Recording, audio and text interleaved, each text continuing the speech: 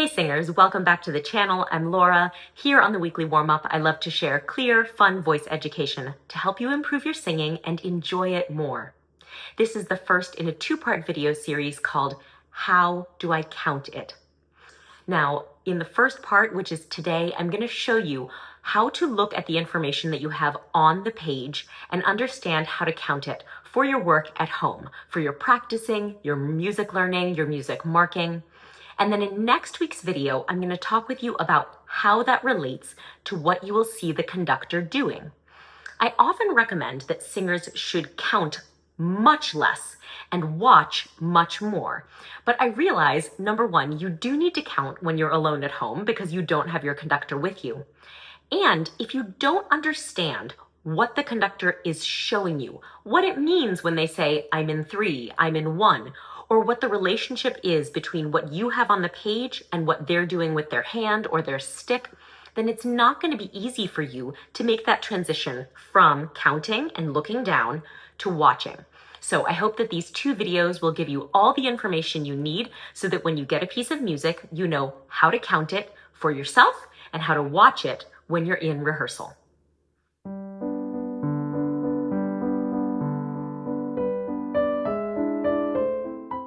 Singers, before I start teaching all of this information, I want to let you know that there is a free PDF that you can download. The link is down in the description box. And if it helps you to have something to look at, then that is available for you. It's totally free, so go check it out. Let's begin by defining and really clarifying two essential terms of rhythm. The first of these is meter, and that's another word for time signature. Those two things mean the same thing. That is the vertically stacked numbers at the very beginning of the staff of music. It also can sometimes be notated with a letter, either a C or a C with a slash through it. So if you've seen something like 3/8, 2/4, those are time signatures. If you see the C, that means 4/4. The C stands for common time. And if you see the C with a slash, that looks like the old symbol for a penny or for a cent, that is 2/4, cut time. So you'll have those stacked numbers, and those are really telling you how the rhythm is organized in that piece of music. On the piece of sheet music, you'll have vertical lines that are dividing the piece into bars or measures. And what the time signature tells you is how many beats are in each measure. So time signature or meter is all about the organization of the rhythm, how many beats are in each bar. The second important term is tempo.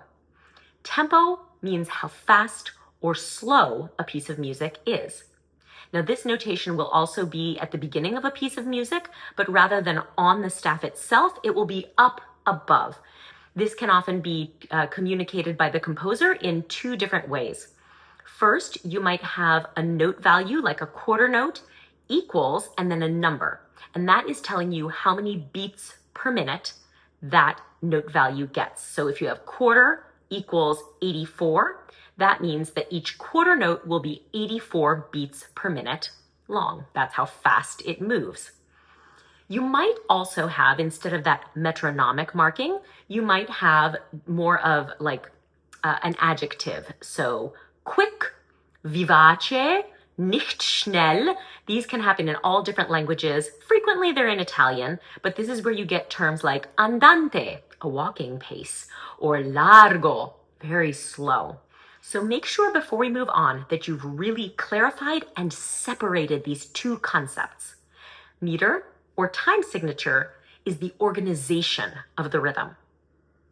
Tempo is the speed of the music. So the speed is never indicated by the time signature, and the organization of the beats is never indicated by the tempo.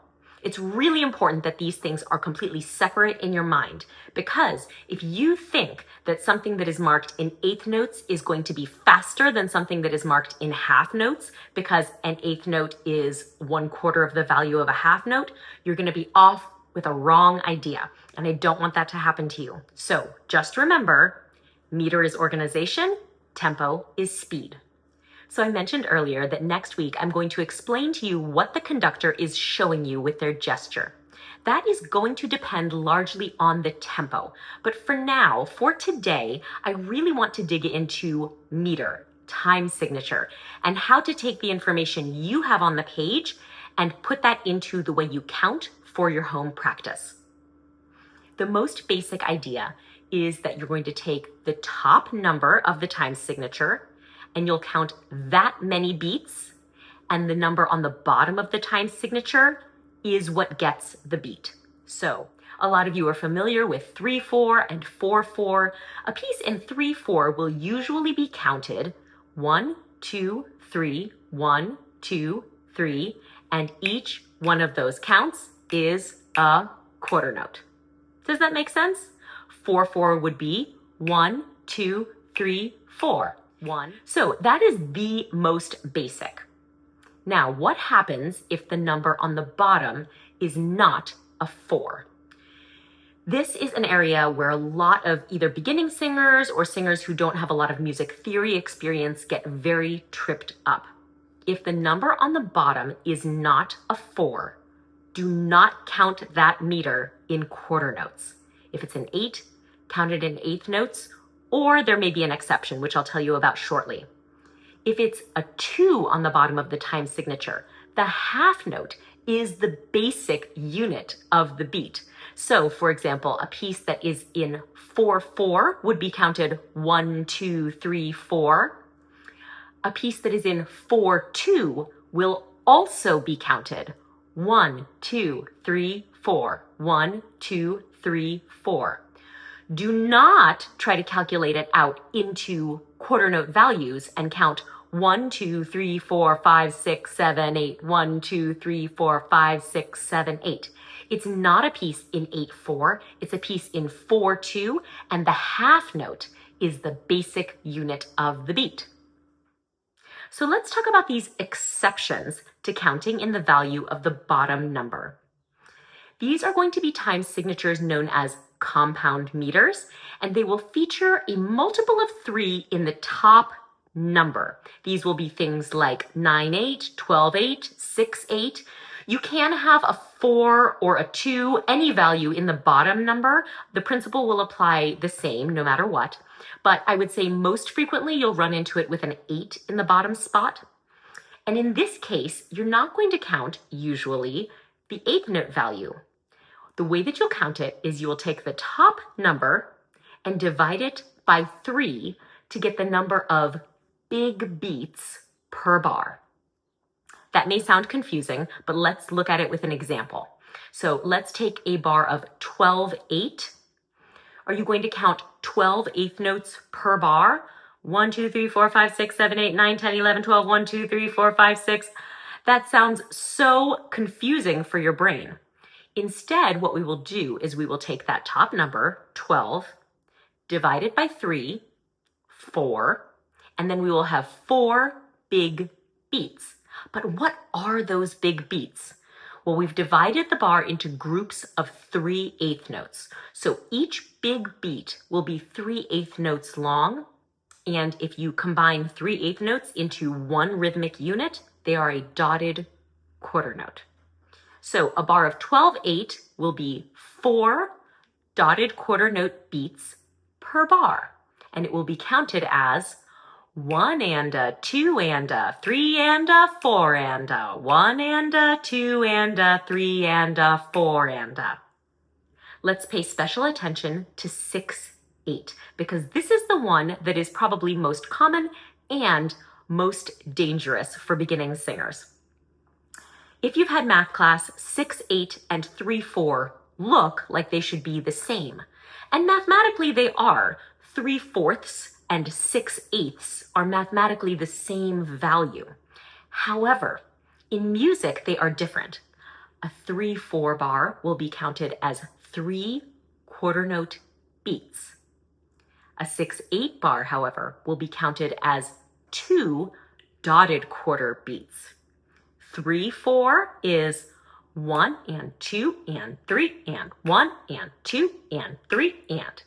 6/8, on the other hand, is 1 and a 2 and a 1 and a 2 and a. So it's really important that you clarify those in your mind and know that although the math may be the same, the music is different. So now we've laid our foundation. We have separated really clearly the difference between tempo, the speed of the music, and meter, the rhythmic organization of the music.